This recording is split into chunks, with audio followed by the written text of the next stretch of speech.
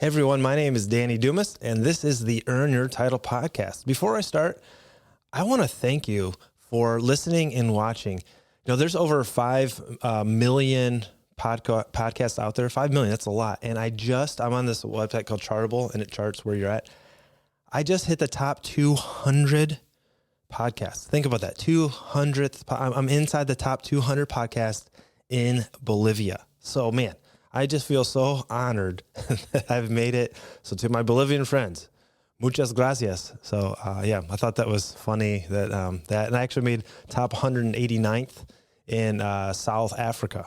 So I'm going places, and it's all thanks to you. So we're gonna I consider my demographic, like I try to talk to a person, and that person is maybe a young father with, married, just getting into his career. I kind of think of it as someone that's, maybe 10 years behind me. So 30s, late 20s, but this episode's going to be a little different. Maybe this is a episode you send to a young man or maybe even a young woman. And I am going to talk about the things I wish I knew as a high school senior graduating. We're coming up on graduation season, and, I did some things very right as a young man, and I did some things very wrong as a young man. And so this is me talking to young 18-year-old Danny and giving him some graduation advice. So for you future freshmen getting ready to go into the adult world, this is for you. Number one, and this might be the most important thing, is you are not on a time crunch. And I felt like I was on a time crunch. I was motivated. And I think there's 3 types of high school seniors or college freshmen. 1 knows exactly what they want to do. 2 has no idea what they want to do. 3 knows exactly what they want to do, and they're wrong. They're going hard charging into college, and they get in and like, that's different. So I was number 1. I knew what I wanted to do, and I was right. That is, like, I had figured it out. And I would say, I don't know the breakdown, but that is not accurate. That is not the majority, excuse me. I was not the majority of knowing exactly what I wanted to do and that actually being what I wanted to do. So that was a little different, but I did feel like I was on a time crunch. So if you're listening to this and you're a high school senior graduating, you have years before you have to figure it out. I'm going to say you have till you're about 30 to where you really need to start dialing it in. 30, you have 12 more years. You have 12 years to figure this out. I went right to college, or I did this, and I just really had this goal of getting there. And while it all turned out, I do feel like I missed out on some opportunity to be the young, reckless, just do anything kind of person. I was very focused, and that's okay. These are not prescriptive. I'm not saying you have to do this, but I'm saying take the pressure off. Now, I had very supportive parents. Hey, you want to be a firefighter? Go for it. If I would have said I want to be a pilot, they would have said go for it. If I would have said I need to go work at Starbucks for a couple of years to figure it out, they would have said go for it. So I had supportive parents. You might have pushy parents. And I want you to realize that most of them want what's best for you. And some of them have worries that what you're thinking or what you're doing won't lead to success. And maybe you can see something, because obviously, there are successful actors, there are successful gamers. There's a new generation of people that can do, Andrea, my wife was mentioning a guy who he's a plant rescue person. He works in a big city. People bring him their house plants that are dying, and he fixes them. He heals them, whatever. And he puts YouTube videos, and that's his full-time profession. He's a plant doctor. That was not a thing 15, 20 years ago, but it is. So I understand you can be a professional influencer. That is something you can do. Your parents don't understand how that works. So if you have a out of the box thing that you want to do, share with your parents the plan. Show them, hey, this person does it. They do it because, they're in it, they're on social media and they have this many followers. This is my plan. And if you can show your parents a plan, for the most time, they're going to be okay. And maybe they won't, but if you can show them that you're trying to actually have a logical thought out, and it's not just you're not just being lazy. If you wanted to be a professional gamer, that's awesome. Show them the path, show them that you're on the path. And I think that's really important. So take your time. You've got time to figure this out. What you think you want to do now probably will not be what you do in the future. So take your time. right now in this stage of your life, your yeses to nos should be more yeses than nos. Now, I'm in a different time. I am saying no more than I'm saying yes. I've made some decisions. I've built up some priorities. I've built up some responsibilities. And in my life, I need to say more or no more than yes. Every yes is a no to everything else. But when you're young, I want you to say yes. You're in college and someone says, hey, you want to join this club? Say yes. Do it. Do the thing. Go on the trip. Have the experience. Take the new job. Do as many things as possible, because that's really how you're going to learn. You might say, I want to be a doctor. I was in EMT school with a guy who just graduated University of Michigan.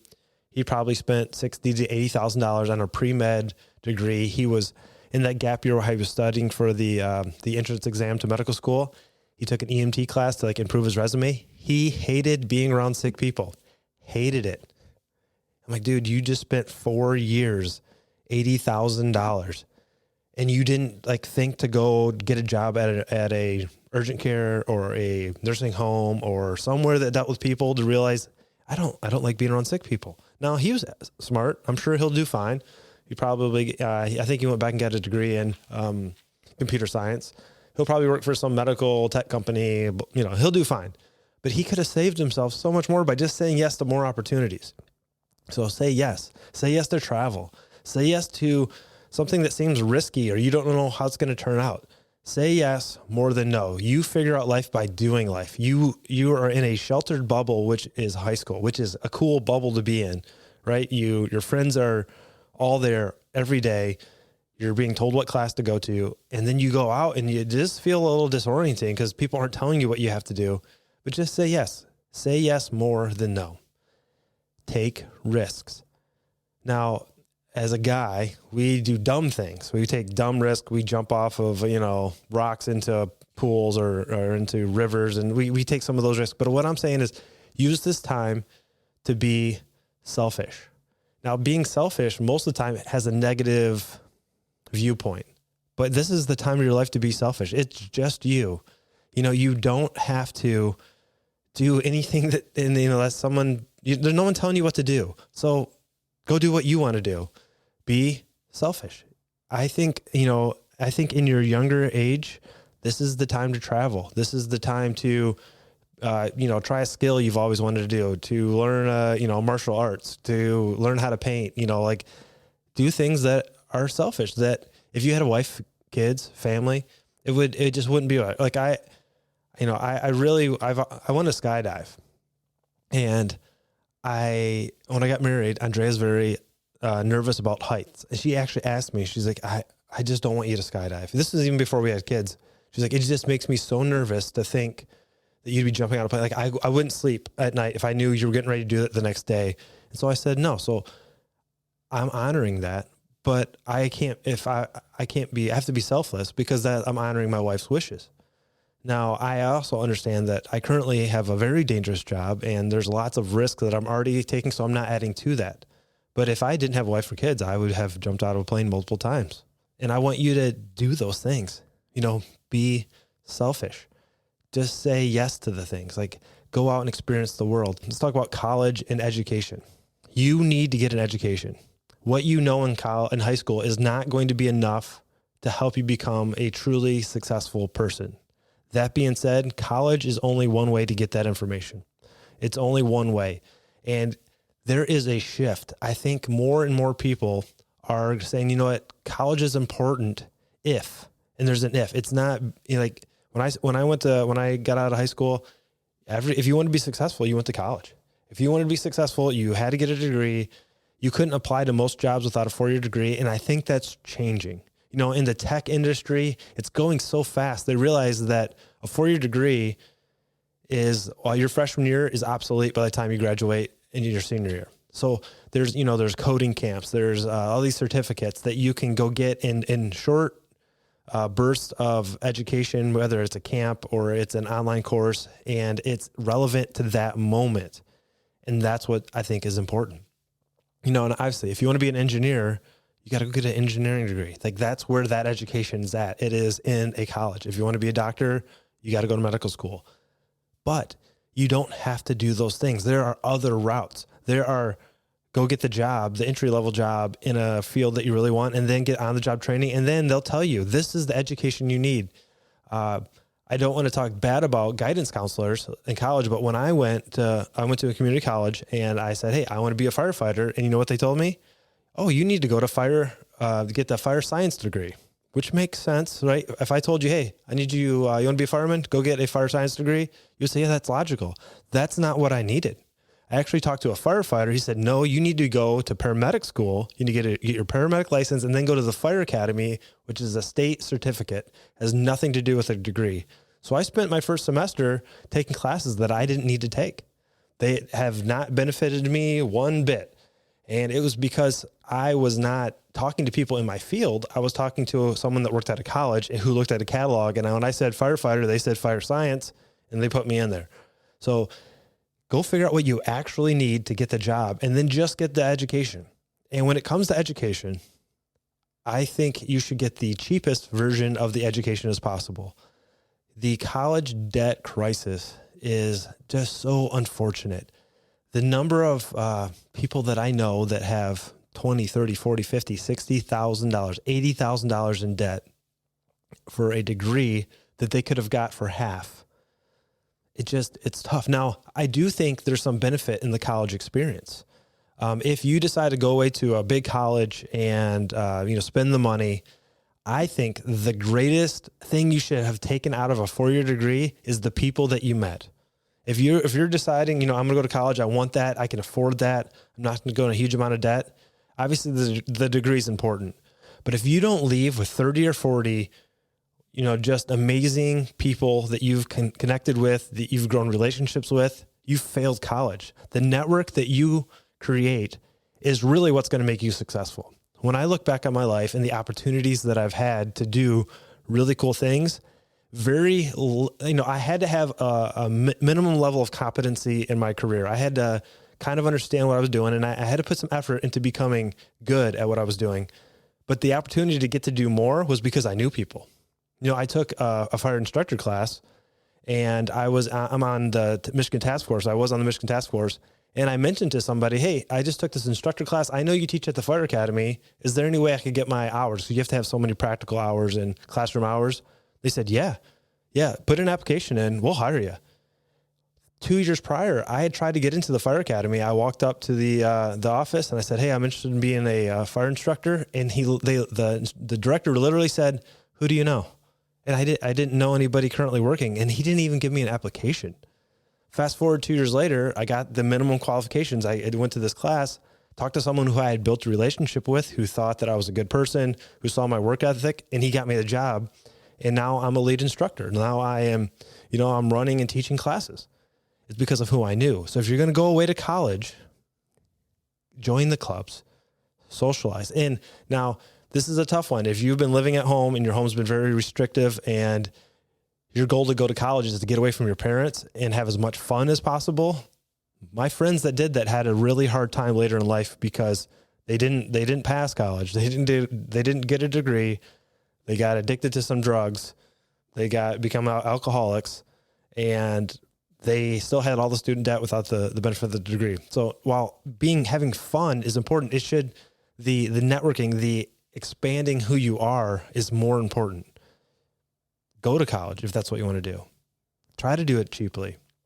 I don't know too many employers that actually care whether you got like a degree from Oakland University or University of Michigan, especially if their boss recommended you because you were friends with their son or daughter at a certain college.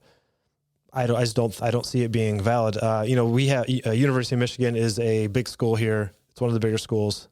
And there's University of Michigan Ann Arbor, which is what you think of when you think of University of Michigan. But there's also University of Michigan Dearborn and University of Michigan Flint. Easier to get into, a little bit cheaper. And when you have a diploma, it says University of Michigan. Why spend more money? Now, I don't want to talk bad about college because I think it's important, but you don't have to do college. You can go get internships. You can go to trade school. You can do all these things, but you should have a plan. And when it comes to college, and it kind of leads into debt. And the reason that I think college can be bad is if you go into a debt and that you didn't need to get into debt because I want you to be selfish, right? So if you have this 30-year period or 12-year period from 18 to 30, this is the time to travel. This is the time to do all this stuff. If you go to school and you get $50,000, $60,000 in debt and you get your degree, when you leave, you are stuck paying that off. I was so blessed to be able to pay for my college that when I was done, I had zero debt and I traveled the world. And I wasn't even making that much money. My initial job, I made $27,000 a year as a starting firefighter. That was not, even then, even 25 years ago, that was not a lot of money. But because I didn't have any debt, every month I could spend my paycheck where I wanted to. And I want you to be able to do that. I want you to be able to go do amazing things. And when you get in debt, when you're $50,000 in debt for a college degree that you maybe didn't need, when you get out of school, you instantly go to work. And you don't get to not go to work until that debt is paid off. And that is extremely challenging. I don't want that for you. I want you guys to go have these, you want to go live in a van for 6 months and travel around the country. You can't do that when you have $50,000 in debt. You want to go hike the Appalachian Trail for 6 months. You have to go get a job if you have debt. Don't go into debt. And it's totally doable. It is doable to not go into debt. It's doable to not get an education that you don't need or get it more expensive. Go to community college. I'm hitting this hard because debt for college is bad. And let's just talk about money. You're getting out of high school and hopefully at this point, your parents have provided everything that you need. Now, some of you probably already have had jobs. You already understand working. You understand that working can suck, but it doesn't have to. If you can be smart with your money, and there's two principles. One, I think staying out of debt is really important. The second one is telling your money where to go. The money that you get in, if you're spending money by just looking at your bank account and see if there's anything left in there, and then you can spend it, like if that's how you're spending, at some point you're going to be wrong because there's a bill that was due that you didn't plan on, and you're going to overspend. You have to put it on a credit card. When you get paid, spend all those dollars on paper. So if you get $1,000 for a month, and your cell phone bill's $100 and your insurance is $200 and, I don't know, you got a gym membership for $25, take that all out, whatever you're left with at $650 or whatever. Now you can spend that money on things that you want to do. So you like, hey, I would like to buy a new mountain bike. I'm going to save $50 a month. I'm going to save, I know that I got a tuition bill coming up. That's $400 a month. Now I got $150 for food and for fun. Spend it on paper so that you know how much money you have for the month. So you're not guessing. It's really, when I was single, it was easy to do the budget in my brain because it was just me. I know how much I was spending and how much was going in and out, but I didn't gather the habit of writing it down. And then when I got married, I struggled for several years to try to budget because she's spending money, which she should, right? To eat and have, do things, but I didn't have it in my head. So put it on paper. So spend every dollar before spend every dollar on paper before you spend it in real life, and don't go into debt. The do what you love is I think important, but not in the way people make it seem. Like they'll say, if you find a job, if you find something you love to do, you'll never work a day in your life. Well, I find lots of people take that advice as if you do what you can do whatever you want to do as long as you love it, and that can be your job. I think the better way of taking that is learn to love the thing you're currently doing. Find something, even for a job that's not fun. Like I worked at a hospital and I pushed people in gurneys to tests. It was a physically demanding job. Some of the people were stinky. There's some parts I didn't love, but I really liked the idea of getting there as fast as I could. And I kind of thought it as a workout. Like if someone calls, I'm going to be the guy that just gets there. And I fell in love with being fast. Then I fell in love with trying to make the experience for that patient the best possible. Talk to them, ask them questions. I got to practice being social. I got to practice interacting with people. I got to make someone's day better. I didn't love every aspect of the job. When I got done at the end of the day, I was tired. It was a physically demanding job. I walked miles and miles and miles. I didn't enjoy everything, but I found a way to love my job. Not a way, is it what I wanted to do? No, I want to be a firefighter. I didn't want to push people around in gurneys, but I found a way to love the thing that I was doing, and that made the job better, and it made me better. So that when it was time there was another job opening, my boss said, Danny, they're hiring in the urgent care. I know you're in paramedic school. talked to this person, gave me a reference. I went over and I was the first person they talked to, and they hired me because I created that network of, one, I knew this person. He knew I was a good worker, and he wasn't hesitant to say, yeah, go talk to this person. It all kind of adds up. So, learn to love the job you're doing. If you're working at Starbucks and you don't love everything about Starbucks, that's okay. It doesn't mean it's not, it doesn't mean you can't love something. You can love making the drinks the best possible, making every customer smile, learning people's names. So when they walk in, you say their name before they write it down. You can find something to love about every job. You don't have to love every job you do. And in fact, I encourage you to have some jobs that are really bad, like just hard, work retail, work with rude people. These are all skills you're developing that will take you really, really far if you can learn to love it. Become an expert at just finding the silver lining of whatever the world throws at you. That is a skill. That that grit, resiliency is so important. So those are a few of the things that I would like to tell you. So, you're not in a hurry. Take your time. Say yes more than no to jobs, to opportunities, to internships. Don't be afraid to jump to the next thing, because you never know when it's going to be it. This one was hard for me. I was dating somebody coming out of high school, and I felt limited because I wanted to be a good boyfriend, and I also wanted to be a firefighter and wanted to aggressively pursue that. And I actually broke up with my girlfriend because I wanted to be selfish. I did. I wanted to be selfish. So I broke up with my girlfriend. You don't need to have a long-term relationship while you're being selfish in this starting period. Now, if you have the love of your life in high school, that can work and that can be good. But more than likely, you haven't, I don't know how to say this right. I don't think, your pool of applicants to be the one is very minimal if it's coming out of high school, and it could just be the one that's very convenient. So I would caution you from having a long-term relationship in this period of your life.